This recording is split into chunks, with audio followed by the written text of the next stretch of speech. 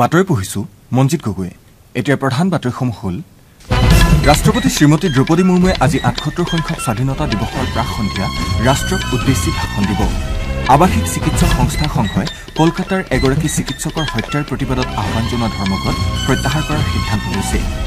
DRDOয়ে ভাৰতীয় বায়ু সেনাৰ সুখয় 30 MK-1 শ্ৰেণীৰ বিমানৰ পৰা গৌৰৱ নামৰ দীৰ্ঘ দূৰত্বভেদী গ্লাইড বোমাৰ পৰীক্ষণ সফলতাৰে সম্পন্ন কৰে। ভাৰত আৰু অষ্ট্ৰেলিয়াই সকলো ধৰণৰ সন্ত্ৰাসবাদক গৰিহণা দিছে আৰু ক্ৰিয়া চালিচি আদালতৰ অস্থায়ী খণ্ড বিচাৰপীঠে ভিনেছ ফগটৰ আবেদনৰ ৰায়দান পুনৰ স্থগিত ৰাখিছে।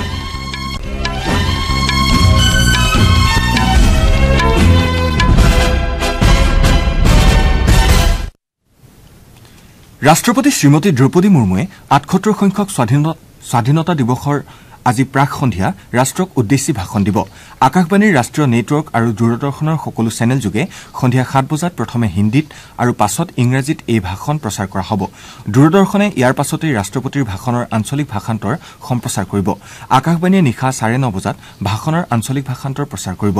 স্বাধীনতা দিৱসৰ কাৰ্যসূচীৰ পৰিপ্ৰেক্ষিতত আকাশবাণী গুৱাহাটীৰ বাতৰি প্ৰচাৰৰ সময় কিছু সাল সলনি কৰা হৈছে। এই অনুসৰি আজি ৰাষ্ট্ৰপতি মুৰ্মুৱে দেশবাসীক উদ্দেশ্যি দিবলগীয়া ভাষণৰ পৰিপ্ৰেক্ষিতত সন্ধিয়া 7:10 বাতৰি 7:40 আৰু জিলাৰ ৰেহৰূপ 7:50 প্ৰচাৰ কৰা হ'ব। আনহাতে কাইলৈ পুৱা 7:05 বাতৰি 6:50 প্ৰচাৰ কৰা হ'ব। আনহাতে পুৱা 9 বজাত ৰাজ্যপালৰ ভাষণ আৰু নিশা 9:30 বজাত প্ৰধানমন্ত্ৰীৰ ভাষণৰ অসমীয়া ভাষান্তৰ প্ৰচাৰ কৰা হ'ব।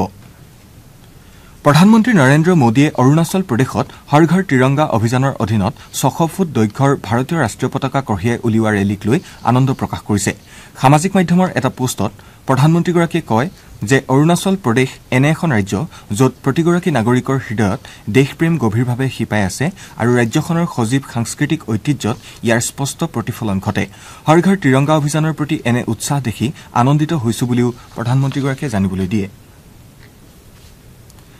কেন্দ্ৰীয় চৰকাৰে দিল্লীৰ লালকিল্লাত আয়োজিত ৭৮ সংখ্যক স্বাধীনতা দিৱসৰ অনুষ্ঠানলৈ পঞ্চায়তী ৰাজ প্ৰতিষ্ঠানৰ মহিলা প্ৰতিনিধিকে ধৰি সমগ্ৰ দেশৰ 400 গৰাকী প্ৰতিনিধিক বিশেষ অতিথি হিচাপে আমন্ত্ৰণ জনাইছে। ইপিনে পঞ্চায়তী ৰাজ মন্ত্ৰালয়ে আজি নতুন দিল্লীত পঞ্চায়তৰ নেতৃসকলৰ বাবে এখন ৰাষ্ট্ৰীয় কৰ্মশালাৰ আয়োজন কৰিছে। এই কৰ্মশালাত পঞ্চায়ত নেতৃসকলৰ প্ৰত্যাহ্বান আৰু সুযোগ, সাফল্যগাথা আৰু স্থানীয় প্ৰশাসনত মহিলাৰ অংশগ্ৰহণ বৃদ্ধিৰ ৰণনীতি সম্পৰ্কে আলোচনা কৰা হ'ব। স্বাধীনতা দিৱসৰ অনুষ্ঠানলৈ আমন্ত্ৰণ জনোৱা সকলো প্ৰতিনিধিয়ে এই কৰ্মশালাত ভাগ ল'ব। কেন্দ্ৰীয় পঞ্চায়তী ৰাজ মন্ত্ৰী ৰাজীৱ ৰঞ্জন সিং আৰু পঞ্চায়ত ৰাজ্যমন্ত্ৰী প্ৰফেচাৰ SP সিং বাঘেলে কাইলৈ এই আমন্ত্ৰিত প্ৰতিনিধিসকলক সম্বৰ্ধনা জনাব। অনুষ্ঠানত ভাষিনী এপৰ সহযোগত গ্ৰাম স্বৰাজ নামৰ বহুভাষিক মঞ্চ মুকলি কৰা হ'ব। এই উদ্যমে পৰ্টেলটো অধিসূচিত 22টা ভাৰতীয় ভাষাৰ আটাইকেইটাতেই চাব পৰা যাব। নতুন দিল্লীৰ লালকিল্লাত আয়োজিত ৭৮ সংখ্যক স্বাধীনতা দিৱস উদযাপনৰ সাক্ষী হ'বলৈ মহিলা আৰু শিশু বিকাশ মন্ত্ৰালয়ৰ বিভিন্ন আঁচনি ৰূপায়ণ কৰি থকা ৰাজ্য আৰু কেন্দ্ৰীয় শাসিত অঞ্চলৰ 161 গৰাকী ক্ষেত্ৰকৰ্মীক বিশেষ অতিথি হিচাপে আমন্ত্ৰণ জনোৱা হৈছে। মহিলা আৰু শিশু বিকাশ মন্ত্ৰালয়ৰ তথ্য অনুসৰি অংগনবাড়ী, সখী একক অৱস্থান কেন্দ্ৰ, সংকল্প মহিলা সবলীকৰণ কেন্দ্ৰ, শিশু কল্যাণ সমিতি আৰু জিলা শিশু সুৰক্ষা গোটৰ নিৰ্বাচিত মহিলা কৰ্মীসকলক বিশেষ অতিথি হিচাপে আমন্ত্ৰণ জনোৱা হৈছে। মন্ত্ৰালয়ে জনোৱা মতে মহিলা আৰু শিশুসকলক সবলীকৰণৰ দিশত আগবঢ়োৱা প্ৰচেষ্টাৰ স্বীকৃতিস্বৰূপে এই বিশেষ অতিথিসকলক আমন্ত্ৰণ জনোৱা হৈছে। আৱাসিক চিকিৎসক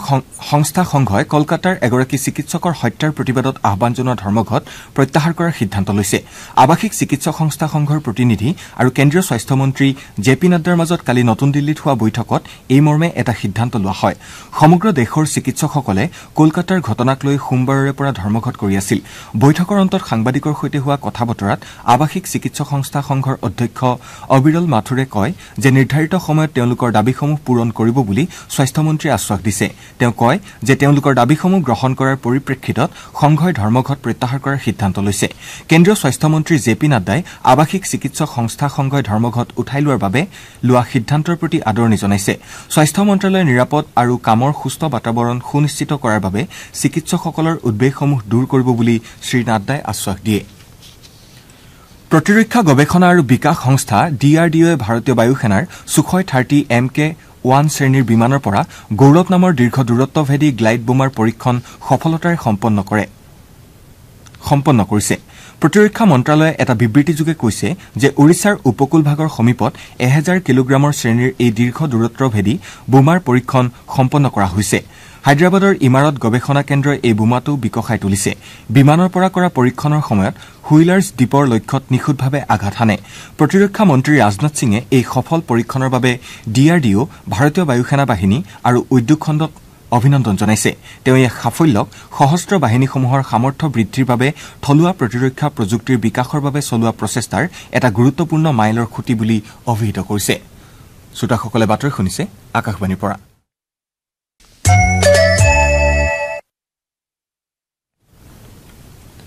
ভাৰত আৰু অষ্ট্ৰেলিয়াই সকলো ধৰণৰ সন্ত্ৰাসবাদক গৰিহণা দিছে আৰু সন্ত্ৰাসবাদক সমূলাংশে উৎখাত কৰাৰ বাবে আন্তঃৰাষ্ট্ৰীয় সহযোগিতা সুদৃঢ় কৰাৰ আৱশ্যকতাত গুৰুত্ব আৰোপ কৰিছে নতুন দিল্লীত কালি অনুষ্ঠিত ভাৰত অষ্ট্ৰেলিয়াৰ সন্ত্ৰাসবাদ প্ৰতিৰোধী যুটীয়া কাৰ্যগোটৰ চতুৰ্দশ বৈঠকৰ অন্তত দুয়োখন দেশে এইদৰে বিবৃতি দিছে বিদেশ মন্ত্ৰালয়ে কৈছে যে দুয়োপক্ষই সীমান্তৰে সন্ত্ৰাসবাদ চলোৱাৰ বাবে ছদ্মবেশী সন্ত্ৰাসবাদী ব্যৱহাৰক গৰিহণা দিছে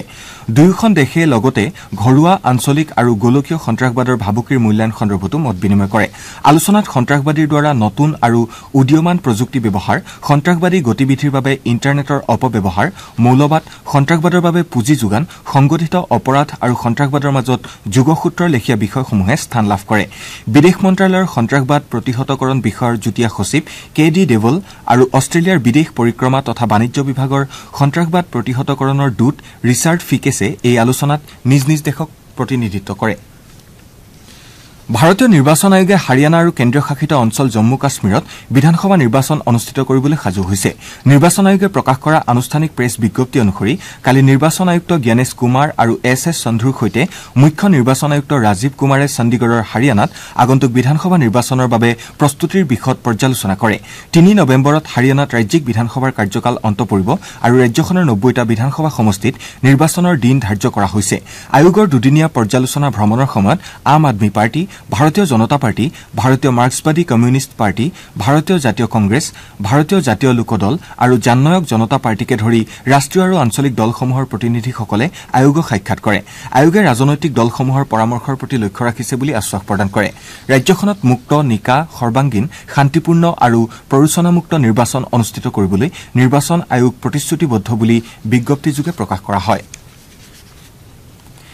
ক্ৰীড়া সালিসী আদালতৰ অস্থায়ী খণ্ড বিচাৰপীঠে পেৰিছ অলিম্পিকৰ মহিলাৰ 50 কিলোগ্ৰাম ওজন শাখাৰ মল্লযুদ্ধৰ ফাইনেলৰ বাবে অযোগ্য ঘোষণা কৰাৰ বিৰুদ্ধে ভিনেছ ফগতে জনোৱা আবেদনৰ ৰায়দান পুনৰ স্থগিত ৰাখিছে সেই অনুসাৰে বিচাৰপীঠখনে 16 আগষ্টত ভাৰতীয় সময় অনুসৰি নিশা 9:30 বজাত এই সন্দৰ্ভত ৰায়দান কৰিব ক্ৰীড়া সালিসী ন্যায়ালয়ে পূৰ্বৰ সূচী অনুসৰি যোৱা নিশা ৰায়দান কৰাৰ কথা আছিল উল্লেখযোগ্য যে ফাইনেলৰ দিনা পুৱা ভিনেছ ফগতৰ ওজন নিৰ্ধাৰিত সীমাতকৈ 100 গ্ৰাম অধিক পোৱা গৈছিল আৰু ইয়াৰ বাবে ভাৰতীয় মল্লযোদ্ধাগৰাকীক অযোগ্য ঘোষণা কৰা হৈছিল ফগতে অযোগ্য ঘোষণা কৰা কাৰ্যৰ বিৰুদ্ধে ক্ৰীড়া সালিসী আদালতৰ কাষ চাপিছিল আৰু যুটীয়াভাৱে ৰূপৰ পদক প্ৰদান কৰিবলৈ অনুৰোধ জনাইছিল মহাৰাষ্ট্ৰৰ মুখ্যমন্ত্ৰী একনাথ সিন্দে প্ৰাকৃতিক দুৰ্যোগ প্ৰতিৰোধৰ সৈতে জড়িত 1950টা প্ৰকল্প হাতত লোৱাৰ বাবে 2766 কোটি টকাৰ পুঁজিৰ অনুমোদন জনাইছে এই কামসমূহৰ ভিতৰত ভূমিস্খলন আৰু বানপানীৰ বিৰুদ্ধে প্ৰতিৰোধকমূলক ব্যৱস্থা গ্ৰহণ নলা নিৰ্মাণ আৰু খনন বনানীকৰণ পুখুৰী খনন দলং নিৰ্মাণ আৰু মেৰামতি আদি অন্তৰ্ভুক্ত হৈ আছে কালি মুম্বাইত মহাৰাষ্ট্ৰ ৰাজ্যিক দুৰ্যোগ ব্যৱস্থাপনা কৰ্তৃপক্ষৰ এখন বৈঠকৰ অধ্যক্ষতা কৰি শ্ৰী সিন্দে কয় যে প্ৰশাসনে কামৰ মান আৰু সময়মতে কাম সম্পূৰ্ণ হোৱাটো নিশ্চিত কৰিব লাগিব তেওঁ লগতে কয় যে সকলো পৰিস্থিতিত নাগৰিকৰ জীৱন সুৰক্ষাৰ বাবে আধুনিক প্ৰযুক্তি গ্ৰহণ কৰিব লাগিব বৈঠকৰ সময়ত ৰাজ্যিক সচিবালয়ৰ জৰুৰীকালীন পৰিচালনা কেন্দ্ৰ আৰু জিলা পৰ্যায়ৰ কেন্দ্ৰসমূহ উন্নীতকৰণৰ সিদ্ধান্তত অনুমোদন জনোৱা হয় বাতৰি শেষ কৰাৰ পূৰ্বে প্ৰধান বাতৰিসমূহ আকৌ এবাৰ পঢ়ি দিছো ৰাষ্ট্ৰপতি শ্ৰীমতী দ্ৰৌপদী মুৰ্মুৱে আজি ৭৮ সংখ্যক স্বাধীনতা দিৱসৰ প্ৰাক সন্ধিয়া ৰাষ্ট্ৰক উদ্দেশ্যি ভাষণ দিব আৱাসিক চিকিৎসক সংস্থা সংঘই কলকাতাৰ এগৰাকী চিকিৎসকৰ হত্যাৰ প্ৰতিবাদত আহ্বান জনোৱা ধৰ্মঘট প্ৰত্যাহাৰ কৰাৰ সিদ্ধান্ত লৈছে DRDOয়ে ভাৰতীয় বায়ু সেনাৰ সুখয় 30 MK1 শ্ৰেণীৰ বিমানৰ পৰা গৌৰৱ নামৰ দীৰ্ঘ দূৰত্বভেদী গ্লাইড বোমাৰ পৰীক্ষণ সফলতাৰে সম্পন্ন কৰিছে ভাৰত আৰু অষ্ট্ৰেলিয়াই সকলো ধৰণৰ সন্ত্ৰাসবাদক গৰিহণা দিছে আৰু ক্ৰীড়া সালিসী আদালতৰ অস্থায়ী খণ্ড বিচাৰপীঠে ভিনেছ ফগতৰ আবেদনৰ ৰায়দান পুনৰ স্থগিত ৰাখিছে এতিয়াৰ বাতৰি ইমানতে শেষ হৈছে